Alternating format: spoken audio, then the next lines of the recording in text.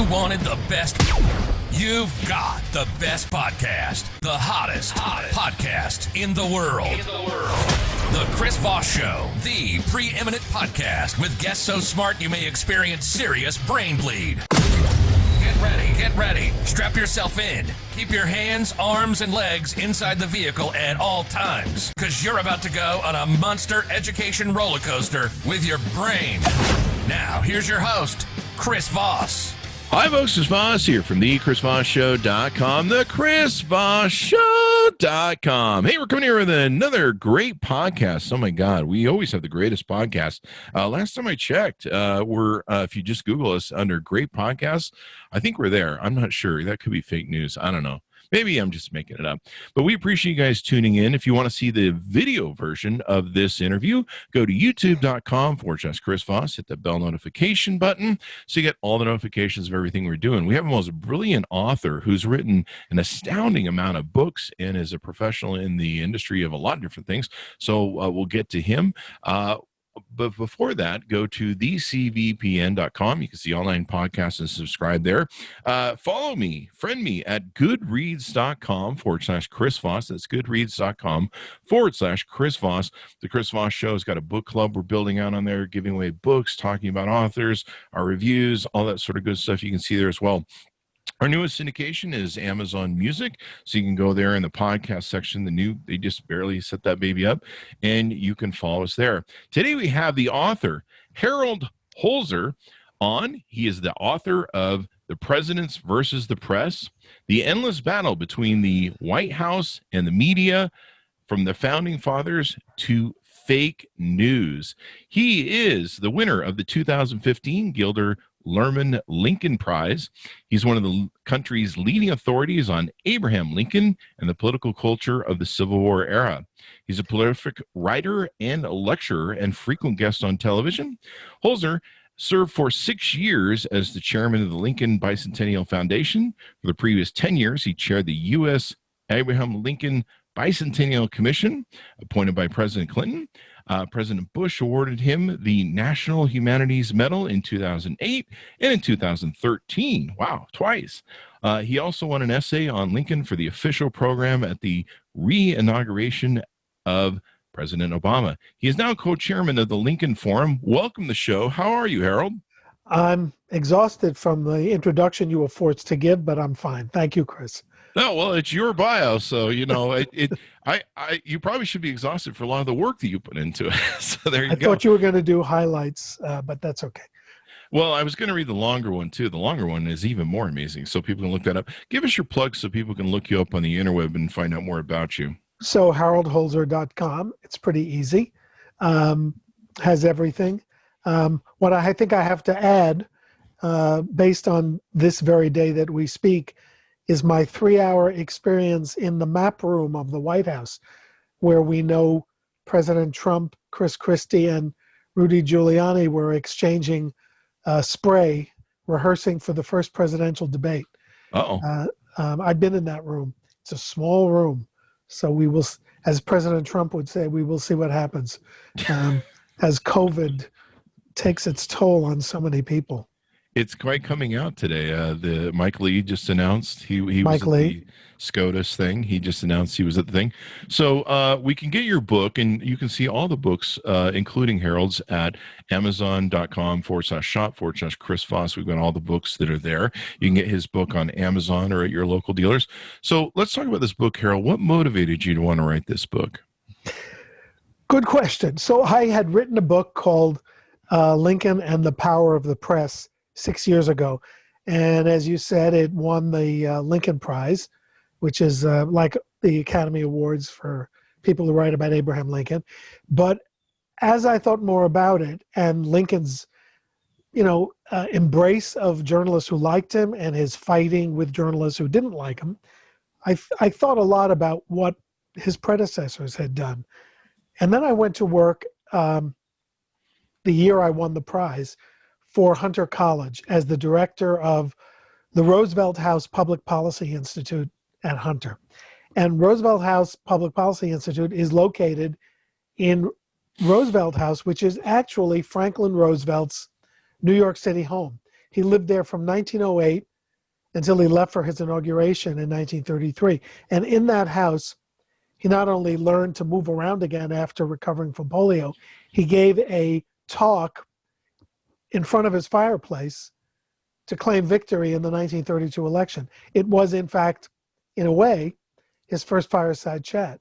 The way he got around the press for the next 12 years was through fireside chats. So now I'm thinking not only back before Lincoln, but I'm thinking to Roosevelt and his successors, and of course, living through the Trump era and his seemingly unprecedented relationship of hostility with the press.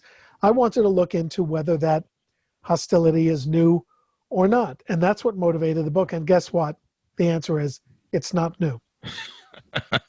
That was one of the amazing things about the book. We kind of have this romantic thing, I think, in our age of where we just don't read enough and learn enough about what has transpired in the past. We have this romantic idea of like the freedom of the press has always been this constitutional ideal and whatever. But as you talk about in the book, going back to even presidents like Washington, there was a bit of incestuous relationship with the press, and it wasn't always this vaulted thing. Give us some of your thoughts on that. Well, incestuous and hostile at the same time depends on the point of view and the biases of the reporter. What I think one of the myths I tried to deal with is, we all lament, or we say we lament, the bipartisan or nonpartisan press. The press that used, the Walter Cronkite, if your podcast fans are old enough to remember, an avuncular guy who came on at 6:30 and told us the news and never ventured an opinion. The one time he did, he said the Vietnam War was wrong. It was like the whole country exploded and the president just didn't run and all of this because Walter Cronkite spoke. Those days are long gone. But more importantly, they didn't exist before. The idea of an impartial press was really a 20th century thing. In the late 18th century and all of the 19th century, the press was openly and proudly, not pretending like MSNBC and Fox do today. Oh, we're just giving you the news. In the 19th century, they said, no, we're a Democratic paper, or we're a Whig, or later we're a Republican paper. We report everything through the eyes of the party. We're going to help the party. We're going to help the nominee. And then when he wins, we're going to get great federal jobs and printing contracts. That's the way the structure was created. You asked me to start with Washington. So, yeah, Washington had an official national newspaper in the national capital, Philadelphia, in the first 3 years of his presidency. But then his own Secretary of State, Thomas Jefferson, who was of a different party. In those days, they had multi-partisan. Well, the first cabinet was multi-partisan. Jefferson said, this isn't good. We should have a pro-Republican Democratic paper, too. So he got a guy to come from New York and start a Democratic, I'll just say Democratic, so I don't have to keep saying both, a Democratic newspaper. And he gave him a job in the State Department to help him afford it. I mean, you wouldn't think that was possible. And then this newspaper began not only to criticize Washington's policies, but to rip him personally, to say he was pompous, he favored England. I mean, not just issues, but he liked celebrating his own birthday. Maybe he was the first, but we all later learned celebrate his own birthday. He stole money from the U.S. Treasury. He padded his expense accounts. Washington was scandalized. He was horrified. There was one scene that Jefferson recorded in his diary where Washington threw a newspaper down on the floor and jumped up and down on it. I mean, it didn't, all of this belligerence didn't start with President Trump, is what I said. And when Washington decided to leave and do a farewell address, which is really not an address, by the way, it's a thing he wrote for the newspapers. So he was our first presidential op-ed columnist. The rosy view is he left because he wanted to go back to Mount Vernon to be a gentleman farmer, and he didn't want any other president to last for more than 2 terms. He didn't want a monarchy. But if you read the first draft of that address, before it was edited by Alexander Hamilton, he made it clear he was leaving because of the malignant, malevolent press. They were ruining the country. They were enemies of the Union. Familiar? So who was the first president to behave like Donald Trump toward the press, it was the first president. That's just astounding. That's what blew me away with your book. I was like, wait, we have this romantic idea, and you're like, yeah, he left after 2 terms because he was so great. And some of the stories in the book of presidents who are, doing deals, and there's like, oh yeah, you can work for the administration, and it was kind of like Fox News today when you see Fox News anchors going into the White House. I think one of the producers went in there. By the way, so let me make another parallel. We have a lot of journalists complained that Sean Hannity got a special seat at the Republican convention events on the White House lawn. Well, Andrew Jackson gave journalists a special seat. The journalists that he liked, the editors who favored him, got to come to the White House and work on his staff while they were editing newspapers. So they edited the pro-Jackson paper. They got government printing contracts. One of them became the Postmaster General, by the way. And guess what he talked about? Banning opposition papers from the mail. And others served as they wrote Jackson's veto messages. They wrote his speeches. So this is the kind, now you're back into what you call the incestuous relationships. That was also goes back to the founding. Let me give you another story, if I can, about this issue of payback. So, and we didn't even do John Adams yet, who gets the all-time award for cracking down on the press, by the way, without a war to excuse it. But Jefferson, he had an editor named James Callender, who was just attacked Adams in Washington bitterly and always wrote good things about Jefferson. But he never had money, and he drank, which is, that's how he wasted his money. And he had a family who was pretty destitute. So after Jefferson won the presidency, Callender said, I would like a federal job. I'd like to be postmaster of Richmond. Now, that wasn't a heavy lift for Jefferson. The previous 12 years, Federalists had had all the federal jobs. Why not give it to a Democrat, a loyal Democrat like James Callender? Jefferson didn't like him because he was a drunk and it was unpredictable. And Jefferson later said he didn't like the way he asked for the job. So Jefferson said no. So what did Callender do? Number one, he immediately started a Federalist newspaper and began attacking Jefferson.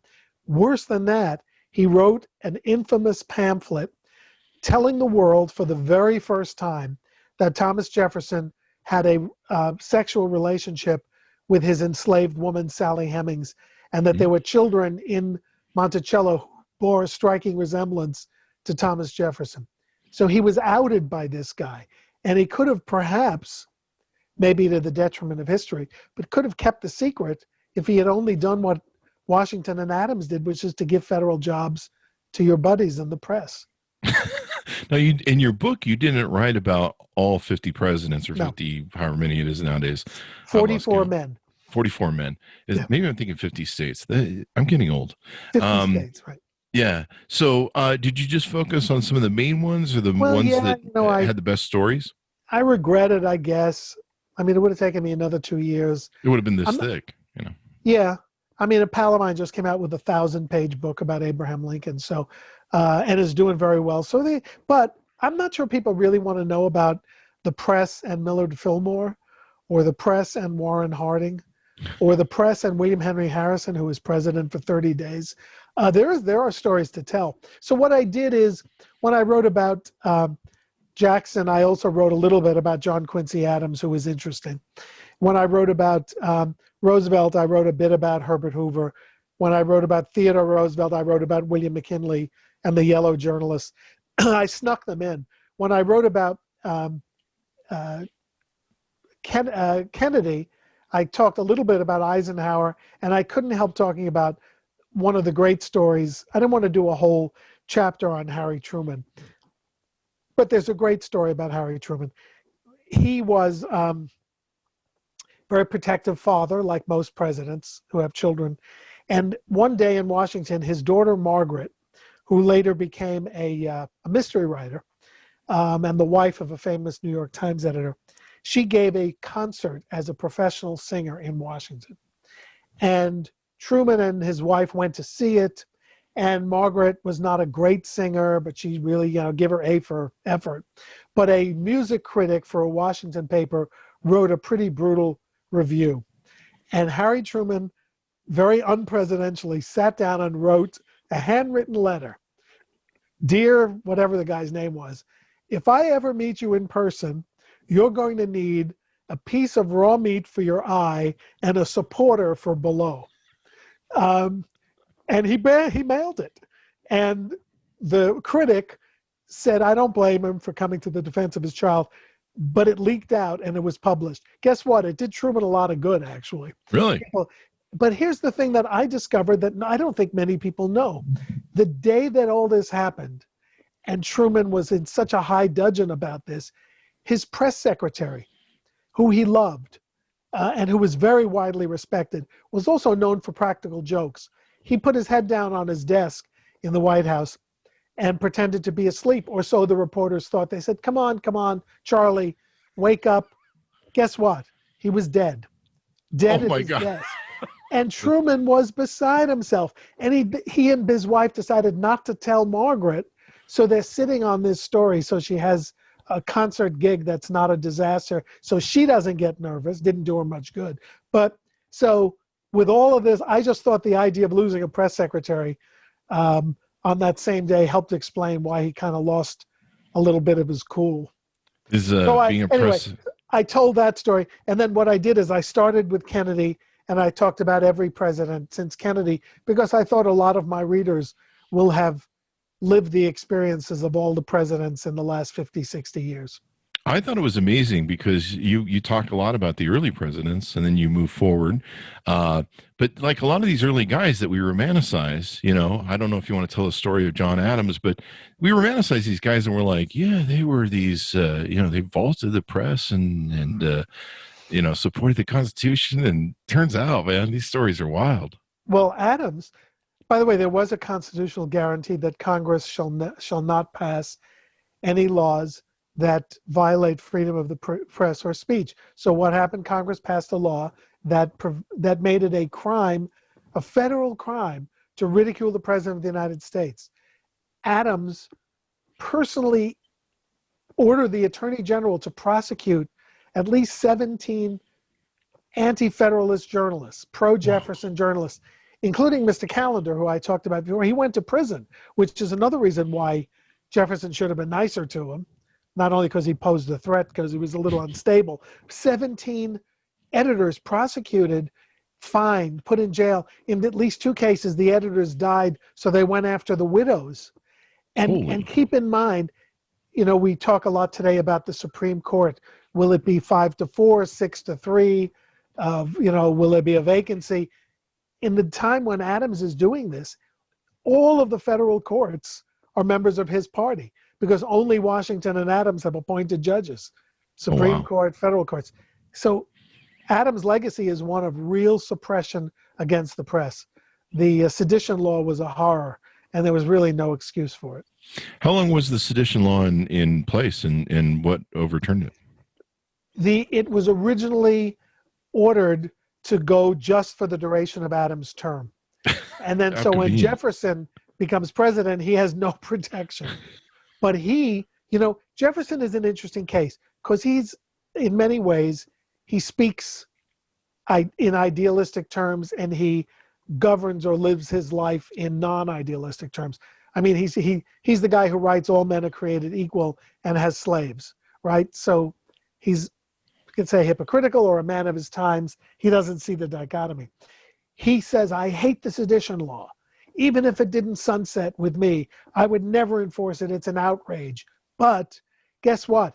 It's just that he hated federalism. He didn't think the federal government should do that, but he encouraged states to crack down and use libel laws to persecute Federalist newspapers.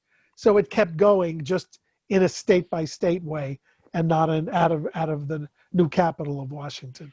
And this just blew my mind in the book. I was like, wow, I didn't know any of this was going on. Like I say, you just have this romanticism thing. Is the next big president you wrote about Abraham Lincoln then? Jackson was first. Jackson. So we covered him sort of. And then I had to contain myself with Lincoln because I wrote a 550-page book just about Lincoln and the press.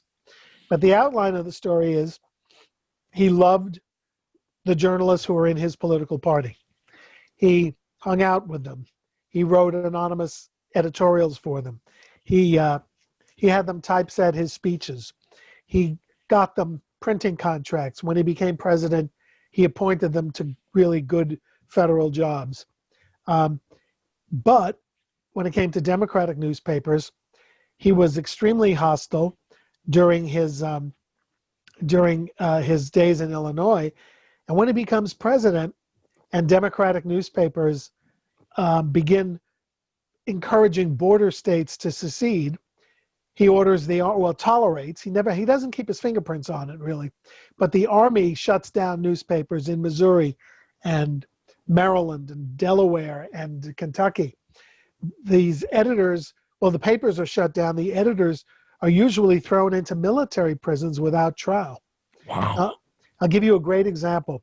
In Baltimore, the editor of a pro-South newspaper named Francis Key Howard writes an editorial saying the Union Army was brutal to the noble Southern women of Manassas during the Battle of Bull Run. He's immediately arrested.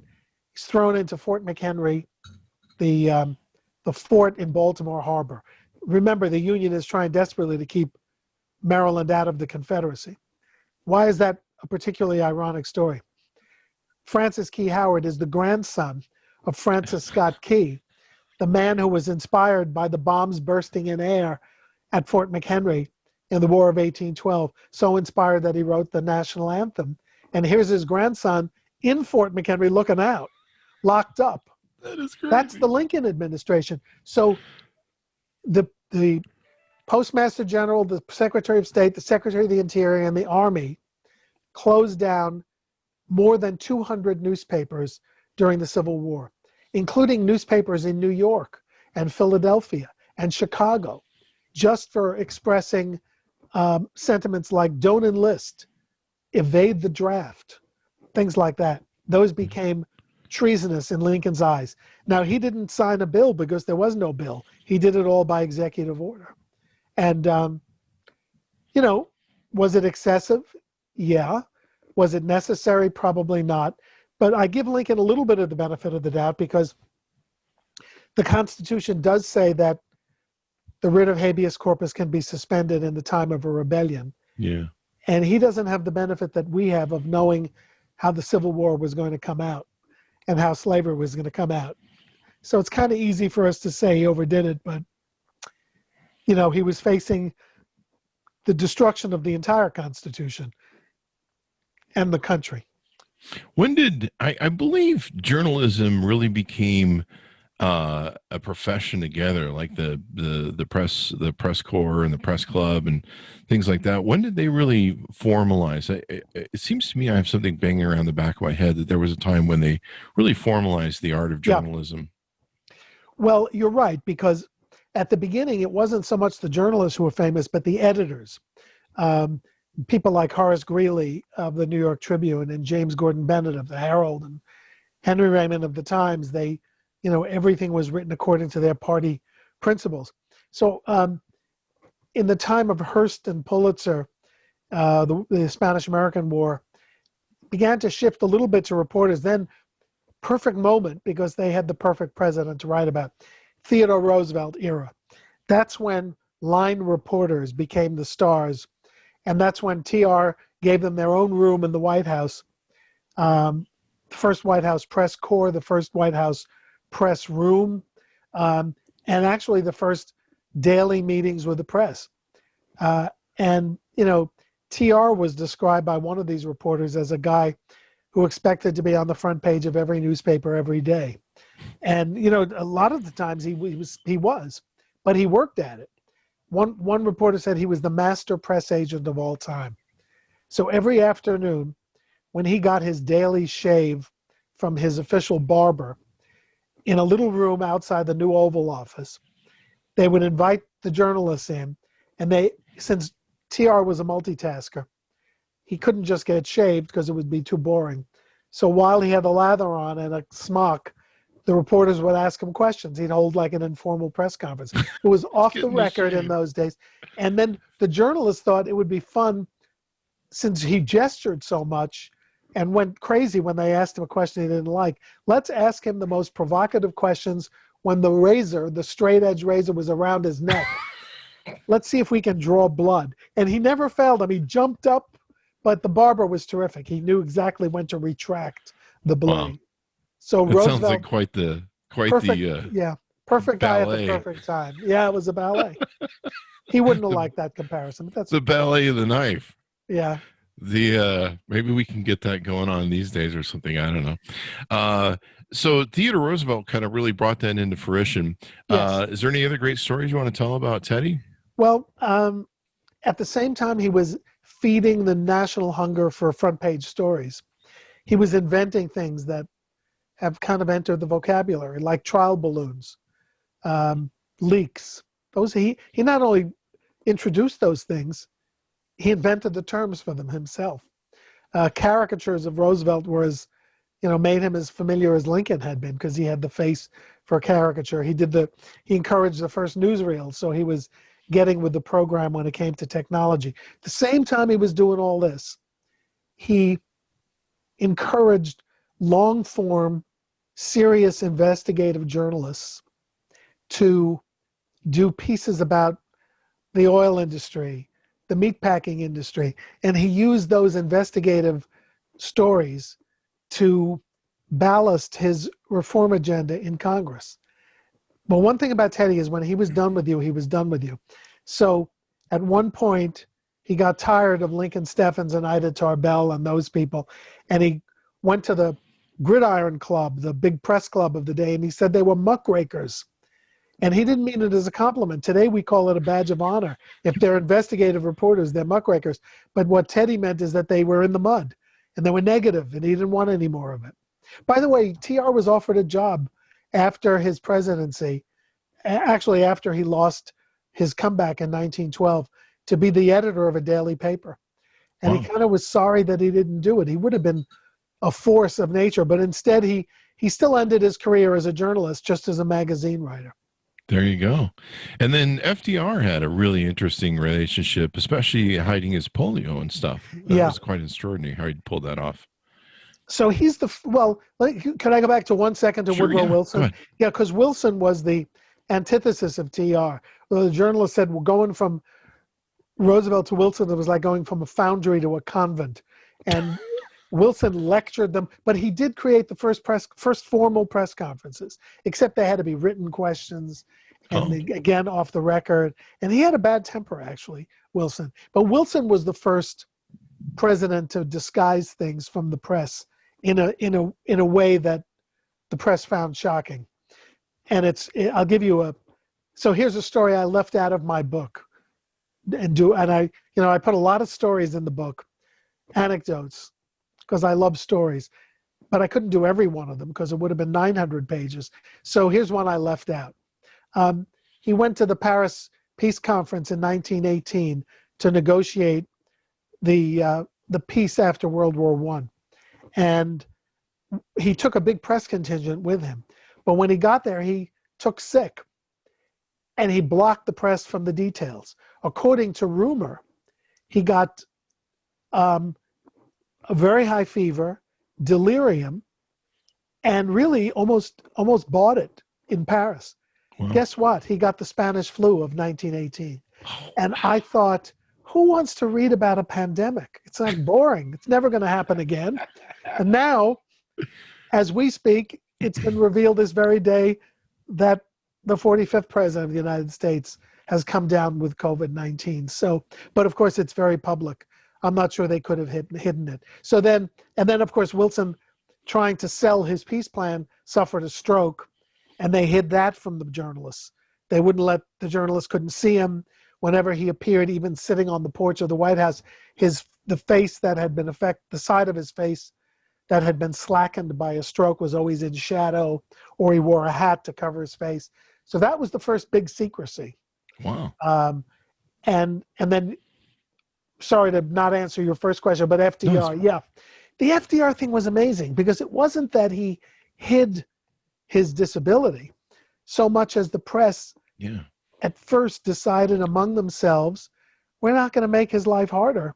So let's not, no photographs of Roosevelt in his wheelchair or walking with his braces. I have a great picture in my office, which I'd love to go back to someday. It's been 6 months, of FDR stepping down on the steps of Roosevelt House, holding on to the special banister that they made for him so he could swing his legs. The New York Daily News took the picture, but they never ran it because it showed the braces underneath his shoes. They were that strict about protecting him. Now, people knew he had polio because the Daily News raised $50,000 to build the White House pool so that he could exercise in it. But he was never shown in his wheelchair. He was never shown getting in and out of cars. You know, he had to be lifted in and out of cars. And he would joke with them, no pictures of me and the Machine Boys. But there were, I think, Hyde Park, the Roosevelt Library, has 4 or 5 photographs of Roosevelt in a wheelchair out of 100,000 surviving pictures. So at first it was self-enforced, and then later the government during World War II enforced it. So he was extraordinarily protected. It was interesting they took that attitude right away. Was there a reason they did that? I looked they should have been tougher, I guess. But then we wouldn't have had FDR. And I don't know if we would have survived World War II. But 3 terms. Yeah, 4. He was elected 4 times. 4. He only lived a month for the 4th term. But I looked for a smoking gun, and all I could find was photographers of the day saying years later, you know, he was such a nice guy. When I said that, I was paraphrasing, but that's, you know, he had a tough job. We didn't want to make it tougher. And Roosevelt had 998 press conferences, by the way. If a photographer tried to take a picture of him in the wheelchair, there was always another photographer to jostle the camera. Wow. That's how much they protected him. Wow. And if you read the Astounding transcripts, he could be as belligerent as Trump is in press conferences. I mean, he didn't say you're a nasty woman, but he would say, go stand in the corner. That's a really stupid question. And he was tough. But for some reason, they didn't want to make his life or his job harder. And it's remarkable. He also conspired to produce a magazine story that asserted during the campaign that he was in perfect health and glossed over his high blood pressure.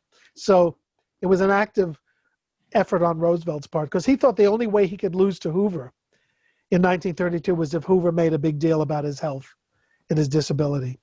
But the reporters were clearly not the editors. FDR never got majority endorsements from the publishers, and Roosevelt hated the publishers, hated them. But the day-to-day journalists, why? Because he was accessible. Number one, he invited them to use the pool if he wasn't using it. They could use the White House tennis court. Couldn't think of what it was called. They traveled with him. He and Eleanor invited them to dinner. They wrote cards of sympathy when their spouses or their parents died. It's an approach, you know. Yeah. It's called being friendly. We don't have that much anymore. And then at the same time, the other story I do with Roosevelt, the other thread in my book is not only, you know, been there, done that. The presidents have always been fighting with the presidents. The other thread in my book that the most memorable communicators, the most effective communicators, are the 3 or 4 presidents who also find a way to go around the press using the newest technology to reach the people directly. And FDR, with his fireside chats on the radio, also very often recorded by newsreels, reached the public directly. And if anybody else had used the radio, it might not have mattered. But Roosevelt modulated his voice. He knew how to speak in a conversational tone on the radio. And he was as effective. If you go back, I listen to old radio programs sometimes, and to listen to people like Jack Benny and Bob Hope, they toned it down from the stage appearance. And Burns and Allen, they were just talking. And Roosevelt was just talking. So people welcomed him into their parlors like a friend. And do you know how many fireside chats he did in 12 years? 28. Not Wow. many. 998 news conferences, just 28 fireside chats. I once, one of my sources for Roosevelt, she's gone now, so I couldn't talk again, but I used to ask my mother about Roosevelt. She was born in 1916, and she lived more than 99 years. So I used to ask her about FDR because my mother and father were mad for Roosevelt. He was their be-all and end-all. So I said, did you know that he had polio? This is like what we were discussing about knowledge of his handicap. Of course, she said.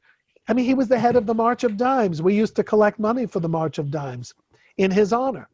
I said, well, what did you think? What do you think was the result? She said, well, he got better and he learned how to walk again. That's what people thought, because he would be on his crutches and he would swing his hips, or he would hold on to his son, and he created this illusion. Wow. And the other thing is, how many fireside chats, Mom? Oh, every week. It was like a radio show. It was a series. That's what they thought. The power of it, the memory of it.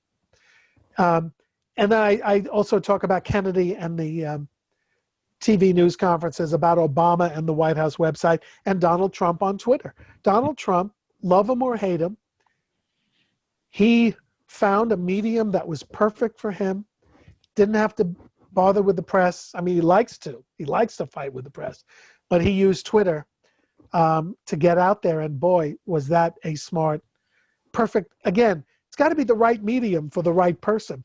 Kennedy was so handsome and such a great voice, a great smile. He was perfect for television. Roosevelt's voice, he could be in a wheelchair and nobody saw it. Perfect for radio. Donald Trump, who loves an insult line and capital letters, made for Twitter.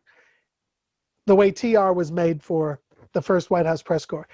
It's amazing how often in the United States the man and the hour meet when it comes to media relations.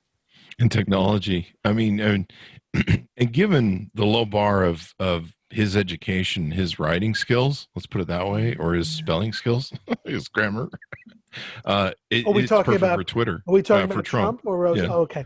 Yeah, well, Trump says he has an Ivy League education. And a big brain. Remember, he went to University of Pennsylvania. Although his sister says he had someone else take the SATs. I don't know. There's a 95-year-old plus economics professor at the Wharton School of University of Pennsylvania, whom I've come to know. And I asked her a couple of years ago, I've often wondered, are you at liberty to say what Donald Trump was like as a student at the Wharton School? And she said, sure, you can ask, but I have nothing to say. I said, what do you mean? She said, I have no recollection of ever seeing him, and neither do any of my colleagues. We didn't even know who he was when he became famous. Sounds So, like me in high school. I don't know. I sloughed most of high school, so there was that. I guess nice work if you can get it, right? Yeah. So let's talk about Trump, I guess, since we're at Trump now. Maybe we can fall back to JFK and Nixon if you want. But Trump has really kind of reinvented what we we went through the standard, like you say, we established the press room and the press briefings. And then we went through this whole upending of the press briefings, the press room. And, he started this thing with chopper talk. And it was if you really look at it, regardless of what you think of Donald Trump, it was a brilliant way to really manipulate the press and be able to control the narrative. Like, I don't think maybe going back to Teddy Roosevelt, any president's been able to do, because he runs the briefing. You're absolutely right. And I hadn't even thought of that, but no president since TR has set the agenda that way. TR would have his briefings. He would say it's off the record. He would say something the press would laugh at or say, wow. And then they'd say, can we put it on the record? And he'd say, oh, okay. Well, you can do this, but you can't do that. And if you didn't, by the way, with TR, if you put something out that he didn't authorize, you went into a purgatory called the, he had a special name for it, the Ananias Club, named after a biblical figure who had been struck dead for lying to St. Peter. So that was his club. If you were in the Ananias Club, you couldn't come into the press conferences. He wouldn't even let you have press releases. So Trump had Jim Acosta banned from the press room for asking too many questions.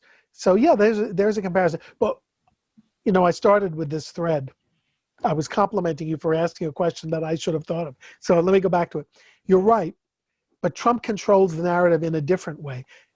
Maybe before COVID-19, he would do a tweet at 6 a.m. I shudder to think what room he was in when he conceived the tweet, but we won't get into that. Wherever he was, wherever he was sitting, he gets the tweet out.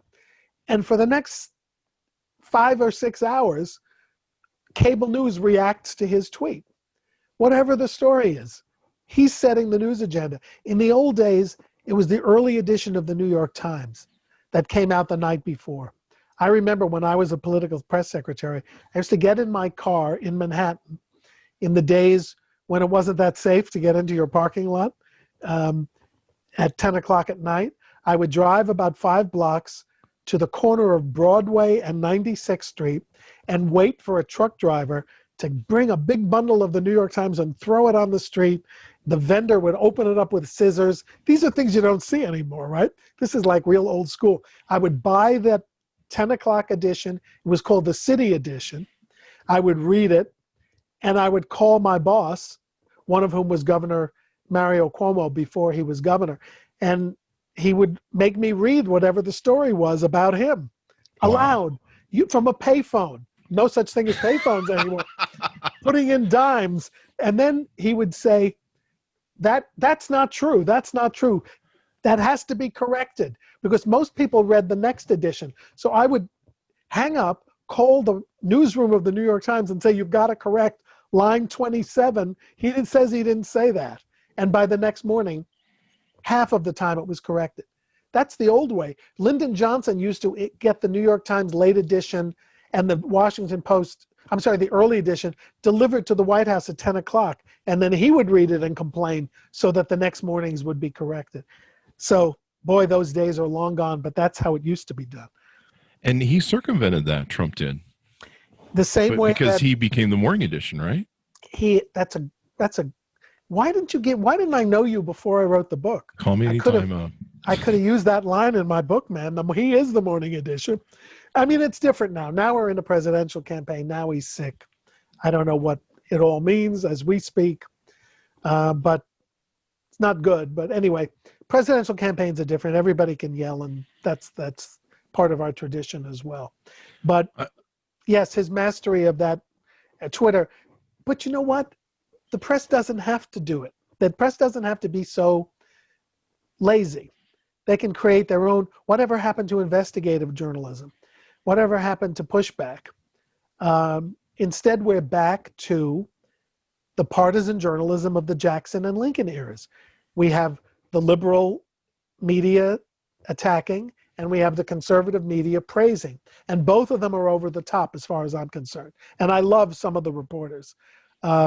I have friends who are Fox reporters. I have a lot of friends who are CNN reporters and MSNBC commentators.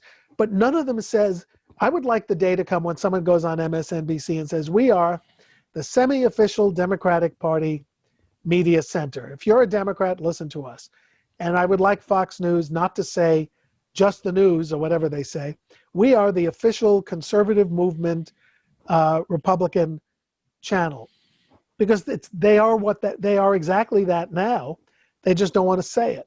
So we're back. So I don't blame them, and I don't think it's terrible, because we're simply back to what presidential coverage has been through most of American history. Mm-hmm.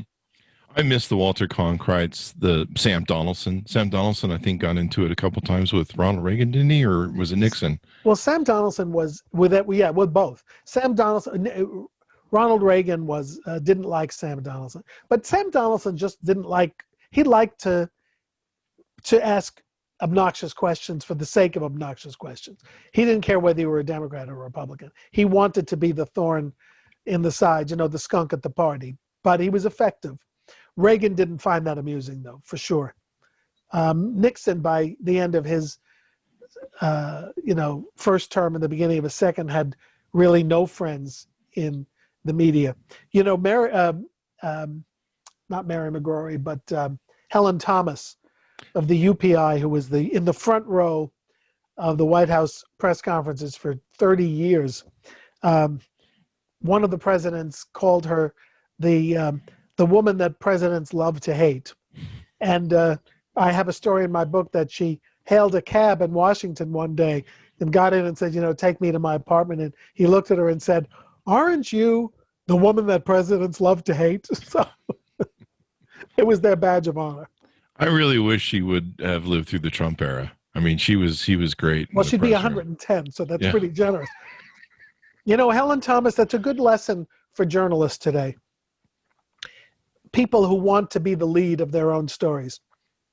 A lot of journalists today want to be the news. They want to become famous for fighting with someone. They want to have what we call a Dan Rather moment. I saw Dan Rather in a restaurant when I was writing this book and told him I was going to do the moment. When Nixon said to him, when he'd been introduced at a press conference and he got applause, Nixon said, "Are you running for something?" And Dan Rather said, "No, Mr. President, are you?" And Rather later said that he was really sorry he did that. He didn't think it was professional. It was instinctual. He was angry at being poked fun at, and he poked back, and he said he regretted it, but it made him really famous. But journalists often want to be the story today, and it's probably not a great idea. So with Helen Thomas, she never let go. I mean, she was no longer the UPI reporter. She was banished to the back of the room. Then she was in the front of the room again. She didn't get to ask the first question. She didn't get to end the thing by saying, "Thank you, Mr. President," which was her job. And then one day, when she was past 90, I think, and people had to help her up the steps of the White House. The White House press room is a room that's built over the White House swimming pool. Nixon covered up the pool because Lyndon Johnson had swum nude in it and didn't want to think about it. Covered up the floor. So if you think of the length of a swimming pool plus a locker room, that's the whole press room and briefing room that we see. It's very small. And then there's a staircase that you go up to the Oval Office there, to the executive wing, and you speak to the reporters. They had to help Helen Thomas up those stairs at the end. And one day she was walking on the White House lawn on some innocuous Obama-era day called, I don't know if it was Father and Bring Your Son to Work or whatever it was. And this rabbi was there with his son, and he said to Helen Thomas, "Can you come over and talk to us about Israel?" But Helen Thomas was a proud Arab American. And she went over to him and said, "I think that the Jews should get out of Israel and go back where they came from." And he was taping her. And he said, where do you think they came from? And she said, "Germany and Poland." And her career lasted about 2 hours after that. Oh, wow. She made herself the story. And I mean, aside from the fact that her opinion was idiotic, but she was 90 years old, so whatever. Yeah. But that was the end for Helen Thomas. A lesson to journalists: do not make yourself the lead. And you bring up a good topic. I've been seeing a lot of journalists talk lately about how they just really were not prepared and trained to deal with Donald Trump. They were just really overwhelmed. They didn't, do we call it as lies? Do we call it racism? I've read stories that a lot of editors kind of squelched. Don't call him a racist. I know early on, Morning Joe got in a little trouble for psychoanalyzing the president, and it seemed like word came down from above that was like, don't play psychologist. Morning Joe he's like one of Trump's tropes is that Joe Scarborough murdered someone, so that every once in a while he has to defend himself against that. I know, you're absolutely right. The Washington Post has called a lie from the beginning, and they have a countdown. Like New York City used to have a budget deficit clock, and it kept running. So you saw like millions of dollars every day added to the national debt. Washington Post has a lie clock, and it's like 20,500 now in 3.5 years. But the New York Times, which doesn't differ from the Post that much in political orientation, wouldn't call it a lie in the first couple of years. It was misstatement. And there was a lot of controversy about how far they should go. Yes, you're right. I would say for the first 2 years, the press did not know how to deal with President Trump. Yeah. And I don't know, it's going to be really interesting to see how this all plays out.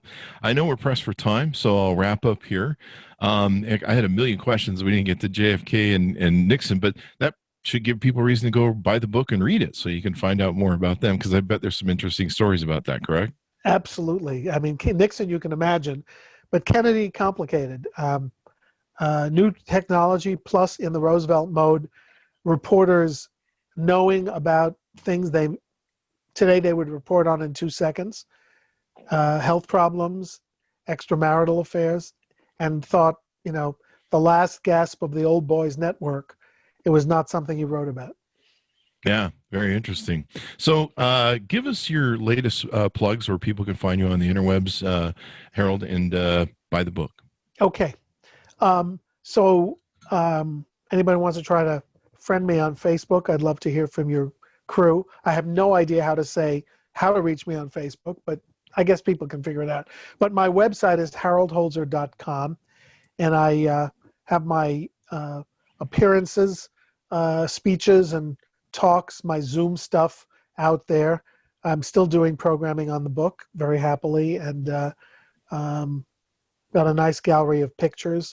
And the website also has an email. If someone has a question, it's haroldholzer@haroldholzer.com. I love hearing from readers. All they have to do is show the sales receipt that they bought the book, and I'll talk to them. No, they don't really have to, but it would help. There you go. There you go. And then how many books would you say you've written on Lincoln, and just maybe as a total? So all my books, including books that I co-authored with my buddies or edited, this was number 54. Nice. Yeah. That's a lot of writing. Well, I'm only 40 years old. The reason I look this way is because of the 54 books taking a lot out of me. There you go. Well, thank you for being on the show, Harold. We certainly appreciate it, and you sharing your insight. People can look forward to buying the book. Thank you for being on the show. Chris, thanks for having me. It was a lot of fun. Thank you very much. To my audience, be sure to order the book, The Presidents versus the Press, the endless battle between the White House and the media, from the founding fathers to fake news. You can get it on any of your local book stands. And you can also get it on Amazon. One place you can go, you can see all the books of all the great authors who have been on the Chris Voss Show, amazon.com/Chris Voss, amazon.com/shop/Chris Voss. You can just see the covers. You can click on them. Buy them all. Use your credit card. I mean, what a great time to be sitting and reading books and entertaining yourself in quarantine. Right.